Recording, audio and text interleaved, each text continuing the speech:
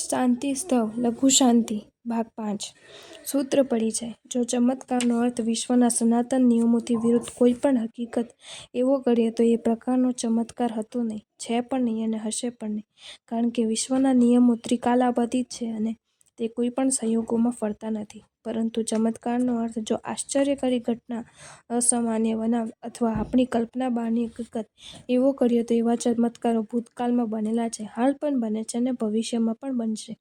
આવા ચમત્કારોનું નિર્માણ યોગ વિદ્યા અને મંત્રો વડે થઈ શકે છે. યોગ એટલે રાસાયણિક પ્રયોગ કે જડીબુટ્ટી આદિનો વિશિષ્ટ ઉપયોગ.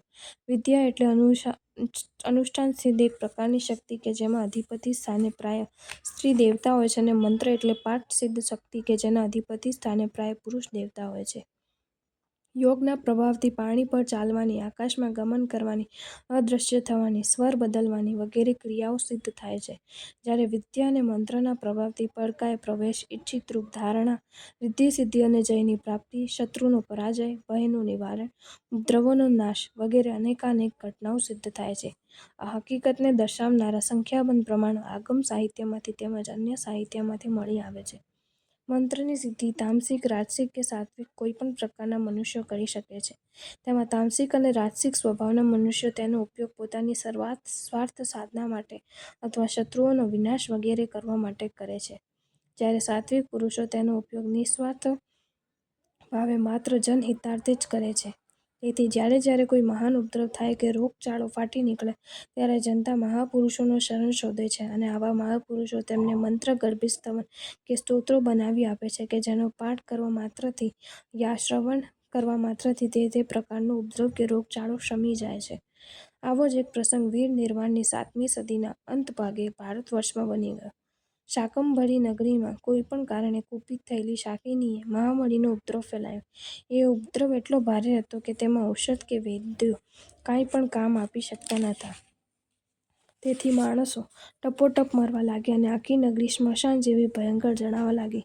આ પરિસ્થિતિમાં કેટલાક સુરક્ષિત રહેલા શ્રાવકો જૈન ચૈત્યમાં એકઠા થઈને વિચાર કરવા લાગ્યા કે અરે આ શું નવું થવા બેઠું છે. આજે સંઘના દુર્ભાગ્યે કપરડી યક્ષ, અંબિકા દેવી, બ્રહ્મશાંતિ યક્ષ, યક્ષરાજ તથા વિદ્યાદેવીઓ પણ અદૃશ્ય થઈ ગયેલી જણાય છે. અન્યથા આપની હાલત આવી હોય નહીં, હવે શું કરવું? તેઓ આ રીતે ચિંતામાં મગ્ન બન્યા. ત્યારે અંતરિક્ષમાંથી અવાજ આવ્યો કે તમે ચિંતા શા માટે કરો છો? નાડુલ નગરીમાં શ્રી માનદેવસુરી વિરાજે છે. તેમના ચરણોના પ્રક્ષાલન જલનો તમારા મકાનોમાં છંટકાવ કરો એટલે બધા ઉપદ્રવ શાંત થઈ જશે. આ વચનથી આશ્વાસન પામેલા સંઘે વિરદત નામના એક શ્રાવકને યજ્ઞોપવિત પત્ર સાથે નાડુલ નગરે નાડુલ મારવાડમાં શ્રી માનદેવસુરી પાસે મોકલ્યા.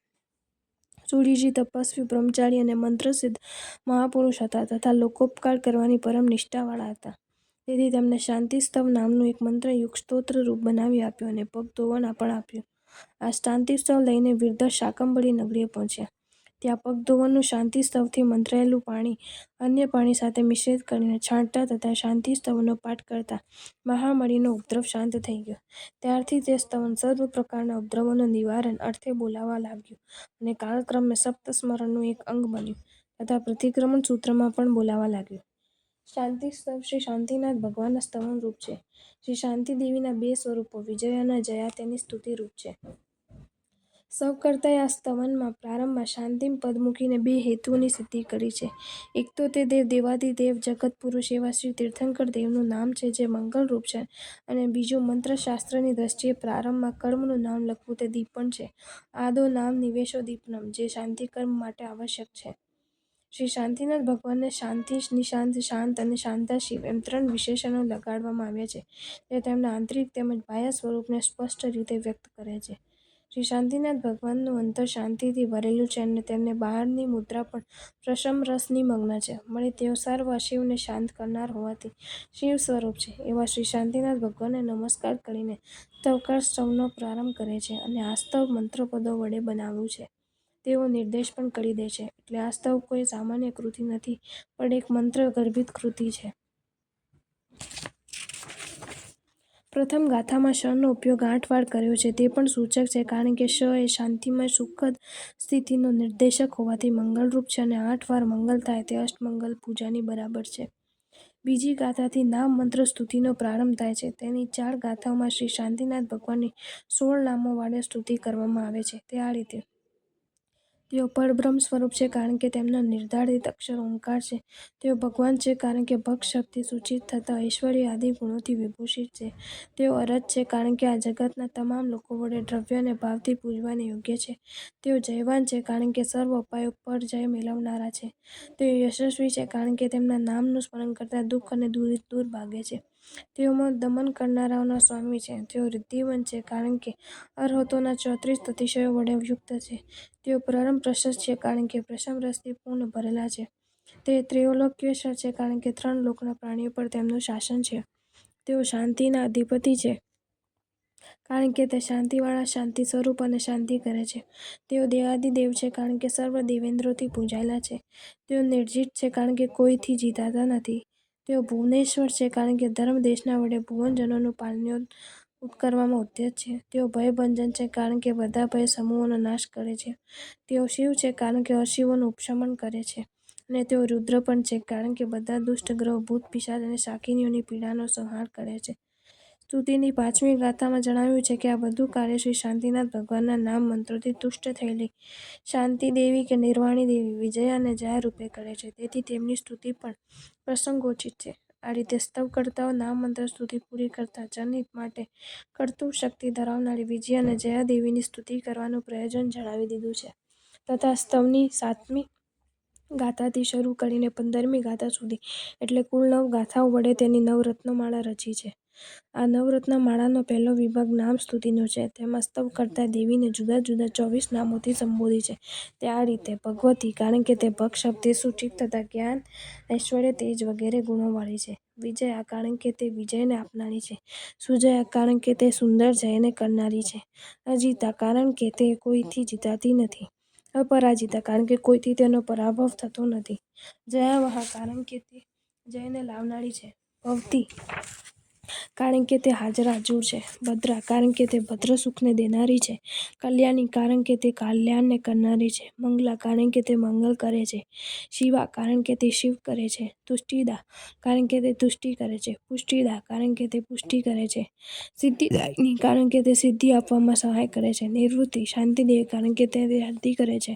નિર્વાણી શ્રી શાંતિનાથ ભગવાનની શાસન દેવી કારણ કે તે નિર્વાણ પ્રાપ્તિમાં સહાય કરે છે. અભયા કારણ કે તે બધા ભયો દૂર કરી અભયની સ્થિતિ પર પ્રવર્તાવે છે. ક્ષેમંકરી કારણ કે તે ક્ષેમ કરે છે. શુભંકરી કારણ કે તે શુભ કરે છે. સરસ્વતી કારણ કે તે બુદ્ધિ, રતિ, મતિ, બુદ્ધિ આપે છે. શ્રીદેવતા કારણ કે તે સૌંદર્ય અને શોભા આપે છે. રમા કારણ કે તે સંપત્તિમાં વૃદ્ધિ કરે છે. કીર્તિદા કારણ કે કીર્તિમાં વૃદ્ધિ કરે છે. અને યશોદા કારણ કે તે યશમાં વૃદ્ધિ કરે છે.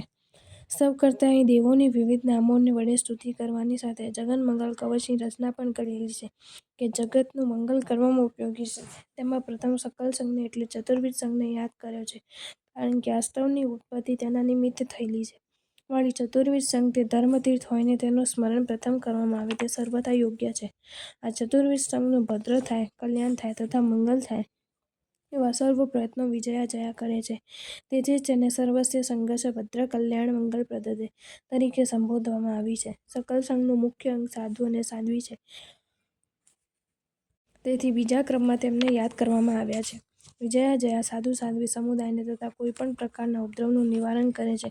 વળી તેમનું મન સંતુષ્ટ રહે તે પ્રકારની ચિત્તની સ્વસ્થતા ઉત્પન્ન કરવામાં પણ સહાય કરે છે તથા તેમની ધર્મ ભાવનાને પુષ્ટ કરનાર સાધન સંયોગો પણ મેળવી આપે છે. તેથી તેને સાધુ નામ સદાશિવ સુતુષ્ટિ પુષ્ટિપ્રદે તરીકે સંબોધવામાં આવી છે. સાધુ અને સાધ્વી પછી સ્તવકર્તાએ ઉપાસકોના 3 વર્ગને ક્રમશઃ લીધા છે. તેમાં પહેલા વર્ગ ભવ્ય ઉપાસકનો છે જે નિષ્કામ ભક્તિવાળો હોઈને શ્રેષ્ઠ છે. આ કોટિના ઉપાસકોને દેવી સિદ્ધિ, શાંતિ અને પરમ પ્રમોદ આપે છે એટલે તેને ભવ્યાનામ કૃતસિદ્ધિ તથા નિવૃત્તિ નિર્વાણ જનની કહી છે. બીજા વર્ગ સત્વશાળી ઉપાસકનો લીધો છે કે જે સકામ ભક્તિવાળો હોઈને મધ્યમ છે. આ કોટિના ઉપાસકોને દેવી અભય અને સ્વસ્તિ આપે તેમના સાધના માર્ગ નિષ્કંટક બનાવે છે. તેથી તેને અભયપ્રદાન, નિરતિ અને સ્વસ્તિપ્રદે તરીકે સંબોધવામાં આવ્યું છે. ત્રીજો વર્ગ જંતુ ઉપાસકના લીધે છે કે જે અતિ સકામ હોઈને જઘન્ય છે. આ કોટિના ઉપાસકોનું દેવી શુભ કરે છે તેથી તેને ભક્તાનામ શુભામયે તરીકે સંબોધવામાં આવી છે. પછી શ્રાવક શ્રાવિકા વર્ગમાં જેઓ દેવ ગુરુ અને ધર્મના તત્વનિશ્ચયરૂપ સમ્યક્ત્વને પામેલા હોઈને સમ્યક દ્રષ્ટિ કહેવાય છે તેમને લીધા છે. દેવી આ વર્ગને દ્યુતિ રતિ મતિ અને બુદ્ધિ શાંત રસના સંચારી ભાવો સદા મળતા રહે તે માટે પ્રયત્નશીલ રહે છે અને તે કારણે જ તેને સમ્યક દ્રષ્ટિ નામ સદા ધૃતિ રતિ મતિ બુદ્ધિ પ્રધાનાએ ઉત્તરે કહેવામાં આવી છે. હવે જેઓ વ્રત નિયમની ઉત્કૃષ્ટ આરાધના કરનારા નથી, દેવ અને ગુરુની વિશેષ રૂપે ભક્તિ કરનારા પણ નથી, તેમજ દેવગુરુ અને ધર્મના તત્વોનો નિશ્ચય કરી ચૂકેલા પણ નથી, પરંતુ સામાન્ય રીતે જીન શાસન પ્રત્યે શ્રદ્ધા અને સદ્ભાવ ધરાવે છે, તેમને અહીં જીન શાસન નિરત તરીકે ઓળખાવ્યા છે. તથા જેઓ શ્રી શાંતિનાથ ભગવાનની અલૌકિક અને અચિંત્ય શક્તિથી પ્રભાવિત તેમનું સ્મરણ વંદન કે કીર્તન કરી રહ્યા છે, તેમનો અહીં શાંતિ જનતા તરીકે નિર્દેશ કરવામાં આવ્યો છે.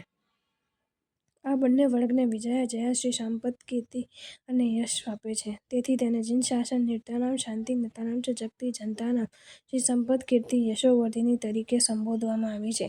એટલે વિજયા અને જયા સમસ્ત જગતનું અને વિશેષ કરીને ચતુર્વિધ સંઘના પ્રત્યેક વિભાગનું મંગલ તેમજ રક્ષણ કરનારી છે. કવચનો સામાન્ય અર્થ બખ્તર કે રક્ષણનું સાધન છે. મંત્ર પરત્વે તેઓનો અર્થ સર્વ અંગોનું રક્ષણ કરનાર સ્તુતિ થાય છે. મંત્ર સાધનામાં કવચ અતિ અગત્યની વસ્તુ છે. આ કવચો મંત્રના દેવતા ભેદે જુદા જુદા પ્રકારના હોય છે. સામાન્ય રીતે કવચોમાં શીર્ષ, વદન, કંઠ, હૃદય, હાથ અને પગ એ રીતે ષડંગ ગણવામાં આવે છે અને તેનું રક્ષણ થાય છે. તે જ રીતે અહીં જનતાના દેહના 6 અંગની ગણતરી રાખી હોય તેમ જણાય છે. તેમને સકલ સંઘને જનતાનું મસ્તક સમજીને રક્ષા માંગી છે. સાધુઓને જનતાનું વદન સમજીને રક્ષા માંગી છે. ભવ્ય ઉપાસકોને હૃદય સમજીને રક્ષા માંગી છે. સત્વશાલી ઉપાસકોને હાથ સમજીને રક્ષા માંગી છે. જંતુ ઉપાસકોને પગ સમજીને રક્ષા માંગી છે. સમ્યક દ્રષ્ટિઓને કંઠ સમજીને રક્ષા માંગી છે અને સામાન્ય જનતાને સકલ દેહ સમજીને રક્ષા માંગી છે. આ રીતે તેમને જગતનું મંગલ કરનારા કવચની અદભુત પ્રકારે રચના કરી છે. વિજયા જયા નવરત્ન માળાનો બીજો વિભાગ અક્ષરસ્તુતિનો છે. તેમાં વિજયા જયા દેવીને ઉદ્બોધન કરવામાં આવ્યું છે કે હે દેવી, તું ઉપર જણાવેલા તમામ લોકોના નીચેના ભયો તથા ઉપદ્રવોમાંથી રક્ષણ કર. અતિવૃષ્ટિ, પાણીના પૂર કે બીજી કોઈ પણ રીતે ઉત્પન્ન થાય તો જલભય, એકાએક આગ ફાટી નીકળવી, દવ પ્રકટવો કે બીજી કોઈ રીતે પણ ઉત્પન્ન થયો અગ્નિભય, સ્થાવર કે જંગમ વિષભય, જુદી જુદી જાતના સાપનો તરફથી ઉત્પન્ન થતો ભય, વિષધર ભય, ગોચરમાં વિશિષ્ટ સ્થાને પડેલા ગ્રહો તરફથી થતો ગ્રહચાર ભય, જુદા જુદા અનેક કારણોથી ઉત્પન્ન થતા રાજભય, જુદા જુદા અનેક કારણોથી ઉત્પન્ન થતો રોગભય, લડાઈ કે યુદ્ધના ભય, રાક્ષસનો ઉપદ્રવ, શત્રુ સમૂહનો ઉપદ્રવ, મરકી કે અન્ય જીવલેણ રોગ ફાટી નીકળવાથી ઉત્પન્ન થતો મારીનો ઉપદ્રવ, ચોર ડાકુ તથા દારૂ પડવ વગેરેનો ઉપદ્રવ, 7 પ્રકારની ઈતિઓથી ઉત્પન્ન થતો ઉપદ્રવ, સિંહ, વાઘ, વરુ, રીંછ વગેરે શિકારી પશુઓથી ઉત્પન્ન થતો ઉપદ્રવ અને ભૂત પિશાચ તથા શાકિનીઓ વગેરેનો ઉપદ્રવ. સ્તવકાળે નવરત્ન માળાની અક્ષરસ્તુતિની ત્રીજી ગાથામાં એટલે કે સ્તવની 14મી ગાથામાં દેવીને નિરાકારા ત્રિગુણાત્મક તરીકે સંબોધીને તથા તેની આરાધના દ્વિખંડાત્મક મૂળમંત્ર ઓમ નમો નમો રામ રીમ રૂમ ર યક્ષ રીમ ફટ પર સ્વાહા આપીને જણાવ્યું છે કે હે મંત્ર સ્વરૂપિણી દેવી, તું અહીં રહેલા લોકોને ઉપર જણાવેલા શિવ, શાંતિ, તુષ્ટિ, પુષ્ટિ, સ્વસ્તિને કર. અક્ષરસ્તુતિની છેલ્લી ગાથામાં જણાવ્યું છે કે આ રીતે જ્યારે વિવિધ નામ મંત્ર અને અક્ષર મંત્ર પૂર્વક વિજયા જયા દેવીની સ્તુતિ કરવામાં આવે છે, ત્યારે તે શ્રી શાંતિનાથ ભગવાનને નમસ્કાર કરનારાઓના તમામ ઉપદ્રવોની શાંતિ કરે છે. તાત્પર્ય કે જેઓ શ્રી શાંતિનાથ ભગવાનને ઉપર જણાવ્યા તેમાં નામ મંત્ર પ્રધાન વાક્યો વડે નમસ્કાર કરે છે અને ત્યાર પછી દેવીની નામમંત્ર સ્તુતિ અને અક્ષર મંત્ર સ્તુતિ અને અક્ષર મંત્ર સ્તુતિ કરે છે, તેઓના તમામ ઉપદ્રવો દેવી દ્વારા શાંત થાય છે. તેથી છેલ્લો નમસ્કાર શ્રી શાંતિનાથ ભગવાનને જ કરવો ઉચિત છે. આ રીતે આદિમંગલની માફક અંત્યમંગલ પણ સ્તવકાળે ખૂબીપૂર્વક કર્યું છે અને જે શાંતિ નામથી પ્રારંભ કર્યો હોય તેને જે છેડે લાવી મંત્રના પલ્લવનો નિયમ પણ સાચવ્યો છે. આ પ્રકારના માંત્રિક સ્તવોનું ફલ સ્પષ્ટ રીતે બતાવવું જોઈએ. તેથી સ્તવકાળે સ્તવની 16મી અને 17મી ગાથામાં સ્તવની ફૂલશ્રુતિ બતાવી છે. તેમાં તેમણે સ્પષ્ટ કહ્યું છે કે આ સ્તવ મેં પૂર્વસૂરીઓએ ગુરુ અમાન્યપૂર્વક પ્રકાશિત કરેલા મંત્રપદોથી ગૂંથેલું છે, જેની ભક્તિ એટલે બહિર્યોગ વિધિ વિધાન કે અનુષ્ઠાન કરવાથી સલિલાદિ 8 પ્રકારના ભયોનો તથા રાક્ષસાદિ 8 પ્રકારના ઉપદ્રવોનો નાશ થાય છે, તેમજ તુષ્ટિ અને પુષ્ટિની સિદ્ધિ પણ થાય છે. અને જે મનુષ્યો તેનો નિરંતર ભાવનાપૂર્વક પાઠ કરે છે કે ભાવનાપૂર્વક તેને બીજાની પાસેથી સાંભળે છે કે મંત્રયોગના નિયમ મુજબનો અંતરયોગ કરતા મહાભાવ સમાધિ સુધી પહોંચે છે તેને નિશ્ચયપૂર્વક શાંતિપદની પ્રાપ્તિ થાય છે. અને તેમ થતાં શ્રી માનદેવ સૂરીને પણ સત્પુરુષાર્થમાંથી નિમિત્ત થવા બદલ ઉત્કૃષ્ટ શાંતિપદની પ્રાપ્તિ થવાનો સંભવ છે. શ્રી માનદેવ સૂરી આ સ્તવની રચના મંત્રશાસ્ત્રના સિદ્ધ નિયમો મુજબ કરીને તેના પરના પોતાના અપૂર્વ પ્રભુત્વની અચૂક સાબિતી આપી છે અને 8, 16 તથા 24ની સંખ્યાનો અતિત કુશળતાથી ઉપયોગ કરીને પોતાના અદ્વિતીય પ્રતિભા પણ સિદ્ધ કરી છે. તેમણે મંગલાચરણમાં 8 શ વાપર્યા છે, પછી નામ મંત્ર સ્તુતિ કરી છે, વળી ભયની ગણતરીમાં પણ 16ની સંખ્યાનો જ ઉપયોગ કર્યો છે અને દેવીની સ્તુતિમાં 24 નામોની યોજના કરી છે. આ ઉપરાંત તેમણે ઇતિ ચ વગેરે અવયવોનો ઉપયોગ ઘણી જ કુશળતાથી કરેલો છે, જે ભાષા વિશારદોને અતિચકિત કરનારો છે.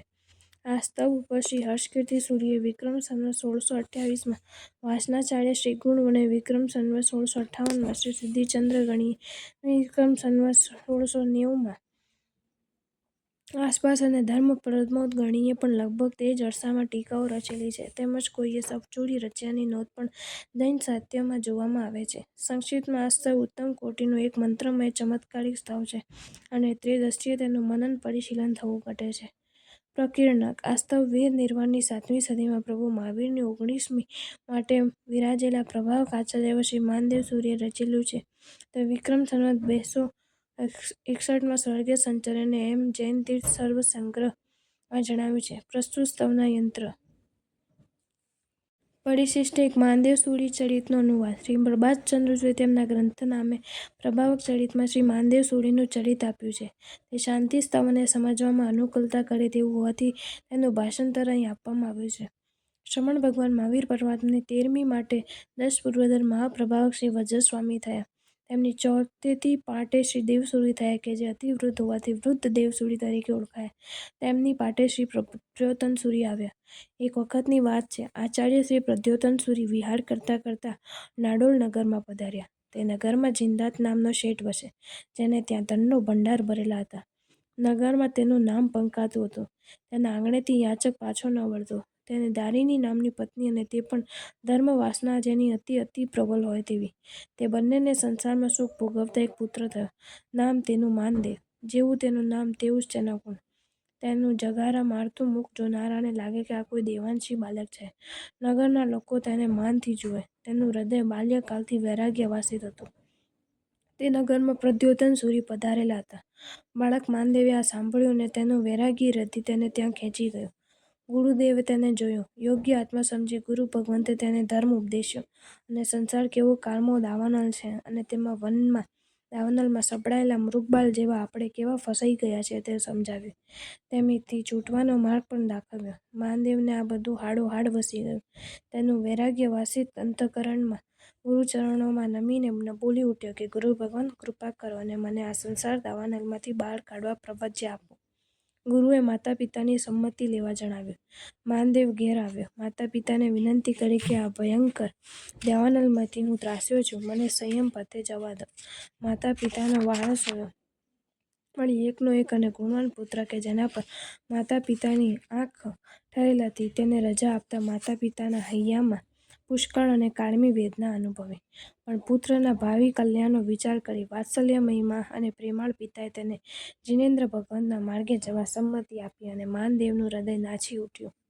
શુભ દિવસે તેને ગુરુચરણોમાં શીશ નમાવી ભગવાન વર્ધમાન સ્વામીએ ઉપદેશેલા માર્ગે પ્રયાણ આદર્યું અને પોતાનું સાધ્ય સિદ્ધ કરવા માટે તે કટિબદ્ધ થયા. એક તરફ ઉગ્ર તપ, એક તરફ 11 અંગોનું અધ્યયન, એક તરફ ગુરુચરણોની સેવા. આમ તેમને શક્ય તેટલી ત્વરાથી મુક્તિ પ્રાપ્ત કરવા પ્રચંડ પુરુષાર્થ આદર્યો અને થોડા જ કાળમાં તેઓ બહુશ્રુત બની ગયા. માત્ર બહુશ્રુત બન્યા એટલા જ નહીં, પણ ગુરુને પોતાના સર્વ શિષ્યોમાં યોગ્યતાવાન તથા પોતાની માટે સ્થાપન કરવા જેવા લાગે તેવા તે બન્યા અને ગુરુએ તેમને આચાર્યપદ આપવાનો પોતાનો અભિપ્રાય સંઘને જણાવ્યો. સમસ્ત શ્રી સંઘને સુયોગ્ય વ્યક્તિની આ સુયોગ્ય વરણીથી અનહદ આનંદ થયો અને મહાન મહોત્સવપૂર્વક તેમણે આચાર્યપદ આપવાનું નક્કી કર્યું. શિષ્યની ગુણવત્તા જોઈ ગુરુનું પણ હૃદય પુલકિત થતું હતું. આચાર્યપદ આપવાનો દિવસ આવી લાગ્યો. મુનિ માનદેવે ગુરુ આજ્ઞાનુસાર નંદી સમક્ષ પ્રદક્ષિણા કરી અને દેવવંદન કરવાની ક્રિયા શરૂ કરી. પણ ત્યાં તો એક મહાન આશ્ચર્ય સર્જાયું. મુનિ માનદેવના 2 ખભા ઉપર બિરાજેલી 2 દેવીઓને ગુરુ ભગવંતે જોઈ. એક હતી ભગવતી ભારતી અને એક હતી ભગવતી કમલા લક્ષ્મી. ગુરુને આ દ્રશ્ય જોતા આનંદ સાથે ખેદ પણ થયો અને તે વાતનો કે આ જુવાન, રૂડો અને પ્રજ્ઞાવાન મુનિ છે. હું તેને આચાર્ય પદ આપું અને આ 2 મહાદેવીઓ તેની સેવક બને છે. આ બધા સંયોગથી કદાચ આ સંયમ માર્ગમાં શિથિલ થઈ જશે તો ખરેખર દુનિયામાં આવે સમય પણ જો કોઈ આત્મિક હિત વિચારતું હોય તો તે કેવલ ગુરુ જ છે. ગુરુની આ ચિંતા માનદેવે આંખના ઇશારામાં સમજી લીધી અને પોતે જ ગુરુદેવને વિનંતી કરી કે પ્રભુ, આજથી 6 વીઘાઈનો જીવન પર્યંત ત્યાગ કરાવો અને ભક્તના ઘરની ભિક્ષા ન લેવી એ પણ નિયમ કરાવો. મુનિ માનદેવના માણસને આટલામાં જ ગુરુએ પડખી લીધો, અભિગ્રહ કરાવ્યો અને તેમને આચાર્ય પદ પર અધિષ્ઠિત કર્યા. ત્યાંથી તેઓ માનદેવસુરી નામથી પંકાયા. તેમને બ્રહ્મચાર્ય અખંડ હતો અને તે એવું મહિમાવંતું હતું કે જેના પ્રભાવથી ખેંચાઈને જયા અને વિજયાદેવી પ્રતિદિન તેમને વંદન કરવા આવતી. તેમની અમોઘ ધર્મદેશના, તેમની તપબહુલતા વગેરેથી તે જૈન શાસનની અપૂર્વ પ્રભાવના કરવા લાગ્યા. આ તરફ તક્ષશિલા નામની નગરી કે જ્યાં 500 તો કેવલ જૈન ચૈત્યો હતા, ધર્મજનોની બાહુલ્યથી જ ધર્મક્ષેત્ર તરીકે પંકાતું હતું. ત્યાં અચાનક મહામાળકી ફાટી નીકળી અને તે પણ જેવી તેવી નહીં પરંતુ એવી પ્રબળ કે માંદા પડેલાની સેવા કરવા જે ગયો તે જ દિવસે તે જ પથારીમાં પડી ગયો સમજવો અને તેથી જાણે કે કોઈ કોઈનું સ્વજન જ નથી તેવી સ્થિતિ સર્જાઈ. નગરમાં જ્યાં કાન માંડો ત્યાં રુદન અને દુઃખ સિવાયના શબ્દો સંભળાતા નથી. સ્મશાનમાં એટલી ચિતાઓ ખડકાય છે કે જેની સંખ્યા હજારોથી જ થાય અને તેથી શબ પણ પૂરા બાળી શકાય તેવી સ્થિતિ ન રહી. જો શબ પૂરા બાળવામાં આવે તો બીજા લોકોને પોતે લાવેલા શબ બાળવા ખાસી રાહ જોવી પડે. જ્યાં જ્યાં નજર નાખો ત્યાં અર્ધદગ્ધ શબો અને ગીધ, સમડી વગેરેના ટોળાઓ દ્વારા તેની ઉડાવતાતી મહેફિલો જ જોવા મળવા લાગી.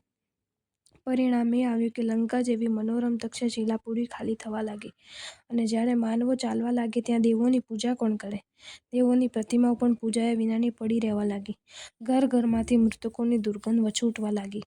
આ મળકી કંઈક ધીમી પડતા બચી ગયેલો સંઘ એકઠો થયો અને વિચારવા લાગ્યો કે શું 5મો આરો આજે જ સમાપ્ત થઈ જશે? શું આજે જ કલ્પાંત કાલ આવી લાગ્યો? એ કપર્દી, એ અંબિકા, એ બ્રહ્મશંતી વગેરે બધા યક્ષો અને યક્ષણીઓ આજે સંઘના દુર્ભાગ્યે ક્યાં ગયા? એ 16 વિદ્યાદેવતાઓ પણ ક્યાં ગઈ? જ્યારે આપણું ભાગ્ય જાગ્રત હતું ત્યારે તો બધા સમયે સમયે આપણને પોતાની હાજરીની પ્રતીતિ કરાવતા હતા. આજે તો બધા જ એકસાથે મળી ક્યાંક ચાલ્યા ગયા છે. શું કરવું તે સમજાતું નથી. માનવીના હાથનો કોઈ ઉપાય દેખાતો નથી. આમ તેઓ નિરાશ થઈને બેઠા છે. એટલામાં ત્યાં શાસન દેવતા આવી અને સંઘને કહેવા લાગ્યા કે શા માટે સંતાપ કરો છો? આ મળકી ફેલાવનારા મ્લેચ્છોનો વ્યંતરો એટલા પ્રબળ અને ઉગ્ર છે કે તેમની આગળ બધા જ અમારો દેવદેવીગણ પણ પરાભવ પામી ગયા છે. આ સ્થિતિમાં તમારા રક્ષણ માટે અમારે શું કરવું તે કહો. વળી આજથી 3જે વર્ષે આ નગર તુર્કીઓ ભાંગશે માટે અત્યારથી સાવધ થઈ જાઓ. છતાંય હાલ હું તમને એક ઉપાય બતાવું છું તેનો તમે અમલ કરો જેથી સંઘની રક્ષા થાય. શાસન દેવીએ કહ્યું, નડલ નગરમાં શ્રી માનદેવસુરી છે. તેમને અહીં બોલાવો અને તેમના પગ ધોઈ તો પાણી તમારા મકાનો પર છાંટો તો મળકીના ઉપદ્રવ શાંત થઈ જશે. પણ આ ઉપદ્રવ શાંત થતાં જ તમારે આ નગરીનો ત્યાગ કરી અન્યત્ર ચાલ્યા જવું. આમ કહી શાસન દેવી અંતર્ધ્યાન થઈ ગઈ. સંઘે પોતાનામાંથી વિદ્વત નામના શ્રાવકને માનદેવસુરી મહારાજાને અહીંની પરિસ્થિતિ જણાવવા પૂર્વક અહીં પધારવાની વિનંતી કરતા પત્ર આપીને નડુલ જવા માટે રવાના કર્યો. તે પણ શક્ય ત્વરાથી નડલ આવી પહોંચ્યો. જૈન ચૈત્યોને વંદના કરી મધ્યાહન કાળે તે સૂરિવનના ઉપાશ્રય આવ્યો. ઉપાશ્રયની બહાર તેને સહી કરી અને ઉપાશ્રયમાં દાખલ થયો. ગુરુદેવ અંદરના ઓરડામાં બિરાજમાન હતા. પર એક આસન તેમણે કરેલું હતું. નાસાના અગ્રભાગ પર દ્રષ્ટિ સ્થાપન કરેલી હતી અને તે ધ્યાનમાં લીન હતા. સુખ અને દુઃખમાં, તૃણ કે સ્ત્રી સમૂહમાં, મણિ કે માટીની જેનો કશો જ ભેદ નથી એવી પ્રશાંત તેમની મુખમુદ્રા હતી. તે અવસરે તેમને પ્રણામ કરવા માટે વિજયા અને જયાદેવી આવેલી હતી પણ ગુરુદેવ ધ્યાનમાં લીન હોવાથી તે ઉપાશ્રયના એક ખૂણામાં બેઠી હતી. વીરદ્રક શ્રાવકે દૂરથી ગુરુને જોયા અને સાથે સાથે આ દિવ્ય વનિતાઓને પણ જોઈ. તે સરળ હતો તેથી લાંબો વિચાર કરવાનું તેને ગજું ન હતું. તેના મનમાં ચિંતા થઈ કે ખરેખર તે શાસન દેવતા પણ ઠગ નીકળી કે જેણે એટલા દૂર મને મોકલીને કેવલ ક્લેશ જ કરાવ્યા. આ તે આચાર્ય છે કે જે રાજર્ષિ છે? કારણ કે આ તો દિવ્ય સ્ત્રીઓ સાથે વસે છે. શું આનું ચરિત્ર છે? આવાથી ઉપદ્રવ શમશે? મને આવતો જોઈને આણે ધ્યાનનું બહાનું શરૂ કર્યું પણ શું મને આટલીય ખબર ન પડે? ચાલ ક્ષણભર બહાર બેસવા દે અને તે બહાર બેઠો. આ તરફ ગુરુદેવે ધ્યાન પાડ્યું એટલે આ સરળ ધર્માત્મા હાથની મુઠ્ઠી વાળીને હાથ જોડ્યા વગર જ દ્વારમાં બેઠો અને અવજ્ઞાપૂર્વક મસ્તક નમાવ્યું.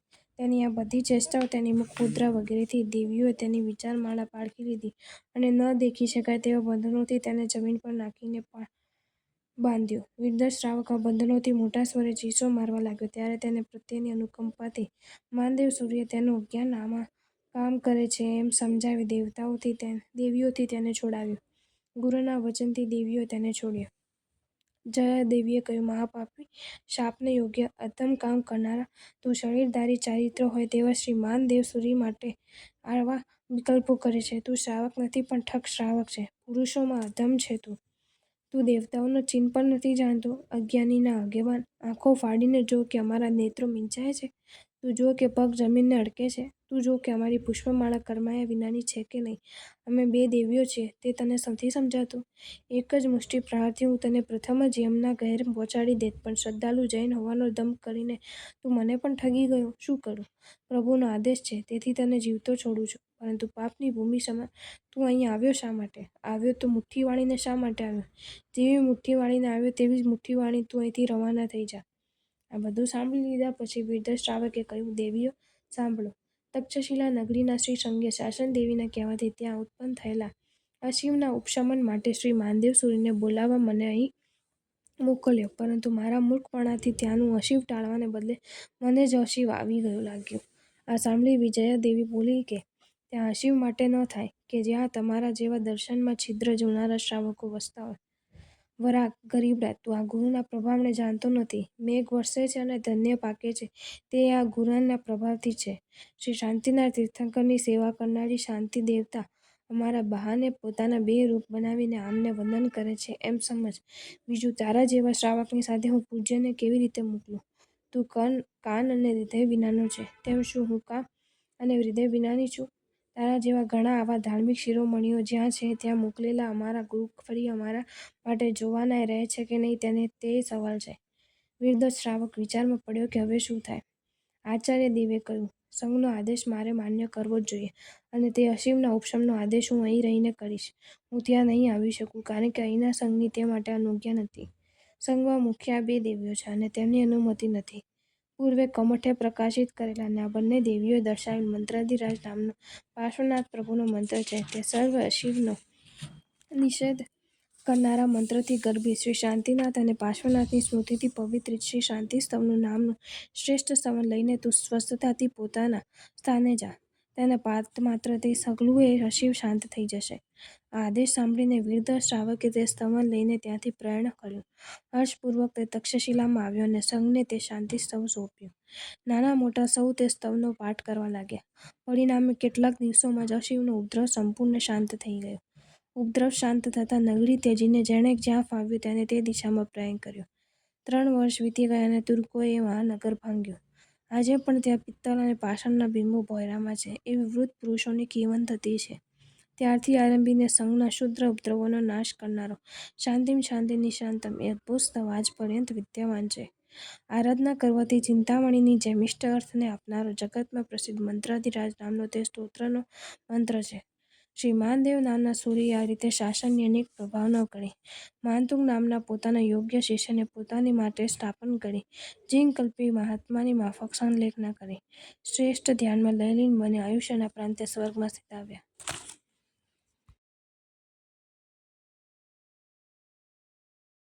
જો તમને આ વિડીયો ગમ્યો હોય તો આ વિડીયોને લાઇક કરો અને શેર કરો અને આવા જ નવા વિડીયો જોવા માટે જૈન ફેક્ટ્સ એન્ડ સ્ટોરીઝની ચેનલને સબસ્ક્રાઈબ કરો. ધન્યવાદ.